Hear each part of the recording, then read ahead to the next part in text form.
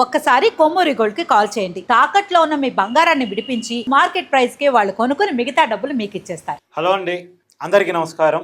పార్లమెంట్లో 16వ తారీఖున ప్రత్యేక సమావేశాలు పెట్టి డీలిమిటేషన్ బిల్లును ఆమోదింపజేసుకోబోతున్నారు.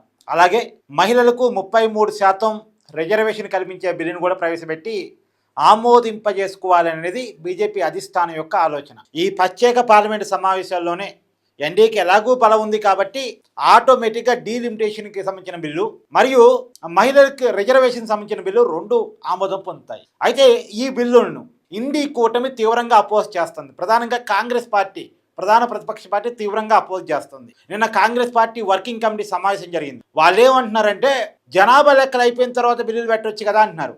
అంత అర్జెంటుగా ఎందుకు పెడుతున్నారు మీరు? జనాభా లెక్కలు అయిపోయిన తర్వాత కొత్త జనాభా లెక్కల ప్రకారం పెట్టవచ్చు కదా అంటున్నారు.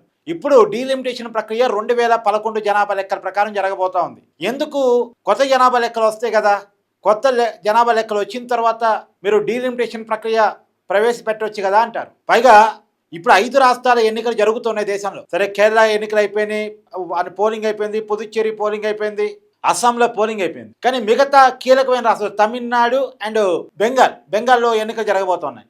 ఎన్నికల సమయంలో మీరెందుకు మధ్యలో ఈ బిల్లులు పెడుతున్నారు అంటే ఎన్నికల్లో లబ్ధి కోసం అనేది కూడా కాంగ్రెస్ పార్టీ మాట్లాడుతుంది. సరే, కాంగ్రెస్ పార్టీ రాజకీయం కోసం ఏం విమర్శించినా సరే, ఏ రాజకీయ పార్టీ అధికారంలో ఉన్నా వాళ్ళ రాజకీయ ప్రయోజనాలు చూసుకుంటారు. రాజకీయ ప్రయోజనాలు చూసుకోకుండా రాజకీయ పార్టీలు ఉండవుగా. సరే, అంతవరకు దాన్ని ఎవరిని కాదలేము. కానీ ఈ బిల్లుల వల్ల మంచి ఏంది, చెడు ఏంది? ఈ చెడు అనే పాయింట్ కాడ రేవంత్ రెడ్డి గారు నిన్న కీలకమైన పాయింట్లు ఏమనిస్తారు, అది మాత్రం ఖచ్చితంగా మనం చర్చించాలి. సౌత్ ఇండియాకి అన్యాయం జరగబోతుంది. మామూలుగా మొన్నటిదాకా మనం ఏం మాట్లాడుకున్నామంటే కొత్త జనాభా లెక్కలు వచ్చి జనాభా లెక్కల ప్రాతిపదికన కనుక డీలిమిటేషన్ ప్రక్రియ జరిగితే అది సౌత్ ఇండియాకి అన్యాయం అని చెప్పేసి మనం అన్నాం. మనం అందరం కూడా మాట్లాడాం, కరెక్టే. కానీ ఇప్పుడు డీలిమిటేషన్ ప్రక్రియ జనాభా లెక్కల ప్రకారం కాదు. డీలిమిటేషన్ తర్వాత రిజర్వేషన్ ప్రక్రియ జనాభా ప్రాతిపదికన ఉంటుంది తప్ప డీలిమిటేషన్ ప్రక్రియ అనేది జనాభా లెక్కల ప్రాతిపదికన కాదు. అసెంబ్లీ స్థానాలను, పార్లమెంట్ స్థానాలను ప్రతి రాష్ట్రంలో ఉన్న స్థానాలకి అంటే 50% స్థానాలు పెంచుతున్నారు. ఫర్ ఎగ్జాంపుల్, ఆంధ్రాలో 25 పార్లమెంట్ స్థానాలు ఉన్నాయి కదా. ఇవి సగం 50% పెరుగుతాయి. 50% అంటే ఇంకో 13 స్థానాలు పెరుగుతాయి. ఈ 13 స్థానాలు పెరిగినప్పుడు 38 స్థానాలు అవుతాయి. అలాగా 50% స్థానాలు పెంచుతున్నారు. అలాగే తెలంగాణలో 17 పార్లమెంట్ స్థానాలు ఉన్నాయి. పార్లమెంట్ స్థానాలు అంటే మళ్ళీ 50% పెరుగుతాయి. 50% అంటే ఇంకో 9 పెరుగుతాయి. 9 పెరిగాయంటే 17, 9, 26 స్థానాలకు తెలంగాణలో పెరుగుతాయి. ఇలా పెరుగుతాయి. అయితే నిన్న రేవంత్ రెడ్డి గారు లేవనెత్తిన పాయింట్ ఏంటంటే ఈ 50% ప్రకారం పెరిగినా సరే సౌత్ ఇండియాకి అన్యాయం జరిగిద్ది. ఎలా అన్యాయం జరిగిద్ది? ఇప్పుడు ఎగ్జాంపుల్, యూపీకి 40 స్థానాలు ఉన్నాయండి. 40 స్థానాలకు 50% పెరగటం అంటే ఇంకొక 20 పెరుగుతాయి. యూపీలో 80 స్థానాలు ఉన్నాయండి.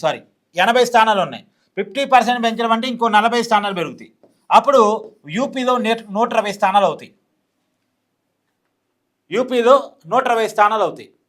అలాగే మహారాష్ట్రలో 48 స్థానాలు ఉన్నాయి. 48 స్థానాలు అంటే ఇంకొక 22 స్థానాలు పెరుగుతాయి. 50, 20, 70 స్థానాలు మహారాష్ట్రలో అవుతాయి. తర్వాత అట్నే వెస్ట్ బెంగాల్లో 42 స్థానాలు ఉన్నాయి. ఈ 42 స్థానాలు అంటే 21 స్థానాలు పెరుగుతాయి. 3, 6, 63 స్థానాలు బెంగాల్లో అవుతాయి. తర్వాత బీహార్లో 40 స్థానాలు ఉన్నాయి. ఈ 40 స్థానాలు అంటే ఇంకొక 20 పెరుగుతాయి. 60 స్థానాలు అవుతాయి.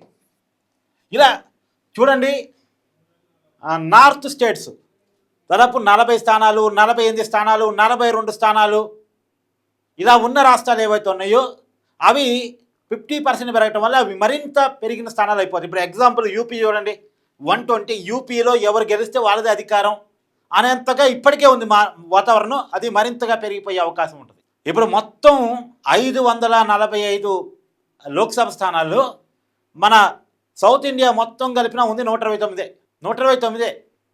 ఆంధ్రాలో 25 ఉన్నాయి, తెలంగాణలో 17 ఉన్నాయి, తర్వాత ఒక కర్ణాటకలో 28 ఉన్నాయి. మన సౌత్ ఇండియాలో ఎక్కువ లోక్సభ స్థానాలు ఉన్నాయి. తమిళనాడు 39 స్థానాలు ఉన్నాయి. తర్వాత కర్ణాటక 28 స్థానాలు ఉన్నాయి, తర్వాత ఏపీ 25 స్థానాలు ఉన్నాయి, తర్వాత కేరళ 20 స్థానాలు ఉన్నాయి, తర్వాత తెలంగాణ 17 స్థానాలు ఉన్నాయి.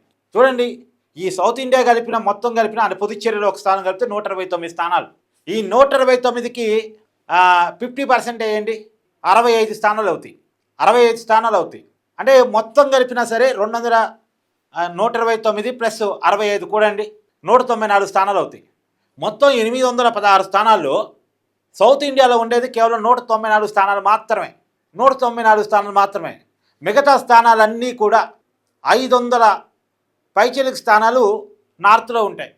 అంటే నార్త్లో ఎవరు గెలిస్తే వాళ్ళదే అధికారం, సౌత్ ఇండియాతో సంబంధం లేకుండా, సౌత్ ఇండియా రాష్ట్రాలతో సంబంధం లేకుండా. ఇప్పటికే అది ఉంది, అది ఇంక మరింతగా పెరిగిపోయే అవకాశం ఉంటుంది. కాబట్టి ఏం చేయాలి, ఆల్రెడీ ఎక్కువ స్థానాలు ఉన్న చోట తక్కువ పెంచాలి, తక్కువ స్థానాలు ఉన్న చోట ఎక్కువ పెంచాలి. మామూలుగా ఇప్పుడు మీరు శాలరీడ్ అయితే ఎంప్లాయీస్ అయితే మీకు తెలిసిద్ది. ఎంప్లాయీస్ కంపెనీలు ఎలా ఫాలో అవుతాయి, ₹1,00,000 శాలరీ ఉన్నోడికి 5% ఇంక్రిమెంట్ ఇస్తారు అంటే ఒక 5,000 పెరుగుద్ది.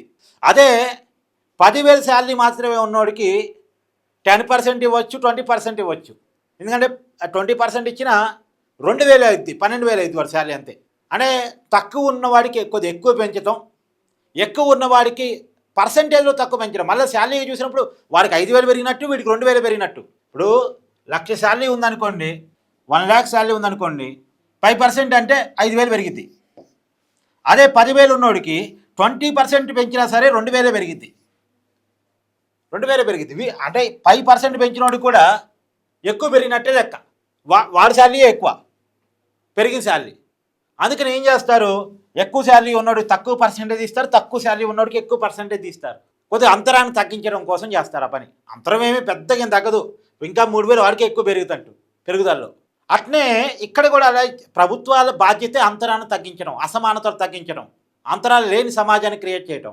కాబట్టి అంతరాలు లేకుండా క్రియేట్ చేయాలి అంటే ఇప్పటికే యూపీకి తెలంగాణకి చూడండి ఎంత గ్యాప్ ఉంది చూడండి. తెలంగాణలో 17 లోక్సభ స్థానాలు ఏంటి, యూపీలో 80 స్థానాలు ఏంటి. అక్కడ జనాభా ఎక్కువైతే కావచ్చు కాక, ఒకటైనా మరి సౌత్ ఇండియాలో జనాభా వద్దనుకున్నారు, జనాభా నియంత్రణ పాటించారు. ఇద్దరు హద్దు అనుకున్నారు, ఒకళ్ళు ముద్దు అనుకున్నారు. ఎందుకంటే మారిన పరిస్థితుల్లో, మారిన ఖర్చుల్లో పిల్లలు వద్దనుకున్నారు. జనాభాను పుట్టించడమే పని అనుకుంటే తెలంగాణలో కూడా లేదు, ఆంధ్రప్రదేశ్లో కూడా యూపీ అంతా కాకపోయినా యూపీకి సగం జనాభాని క్రియేట్ చేసి పెడతారు. జనాభాని క్రియేట్ చేయటం అనేది పనిగా పెట్టుకుంటే, కానీ ఇక్కడ ఉన్న వాళ్ళు అలా ఆలోచించలేదు. ప్రభుత్వాలు అప్పట్లో జనాభా పెరుగుదల నియంత్రణ అంటే దాన్ని నమ్మారు, దాన్ని పాటించారు. ఆ పాటించడం పాపమైపోతేట, ఆ పాటించడం అనేది పాపమైపోతేట. కాబట్టి ఏదేమైనా 50% అని గుడ్డి లెక్క కాకుండా ఈ చిన్న రాష్ట్రాలు ఏవైతే తక్కువ పార్లమెంట్ స్థానాలు ఉన్నాయో వాటికేమో 50% పెట్టండి, మిగతా వాటికేమో 30% పెట్టండి. లేదు అలా కాదనుకున్నప్పుడు ఈ తక్కువ చిన్న రాష్ట్రాలకి 80% పెట్టండి, మిగతా రాష్ట్రాలకి 50% పెట్టండి. మీరు ఒక లెక్క తీసుకోండి, 20 స్థానాల కన్నా తక్కువ ఉన్నటువంటి రాష్ట్రాలకి ఇంత పర్సెంటేజు, 40 స్థానాల కన్నా తక్కువ ఉన్నటువంటి రాష్ట్రాలకి ఇంత పర్సెంటేజు, 80 స్థానాలు ఉన్న యూపీకి ఇంత పర్సెంటేజు. గుడ్డిగా అందరికీ 50% అనేది లేకుండా ఒక కేటగిరీ క్యాల్కులేషన్. 80 స్థానాలు ఉన్నోడికి 10% చాలు, ఇంక 8 స్థానాలు పెడితే చాలు. లేదు ఇంకొక 20% 16 స్థానాలు పెరుగుతాయి. లేదు 30% 24 స్థానాలు పెరుగుతాయి. సరిపోతే 100 స్థానాలు దాటిపోయింది యూపీ. మిగతా ఈ తెలంగాణగా మాత్రం 50%.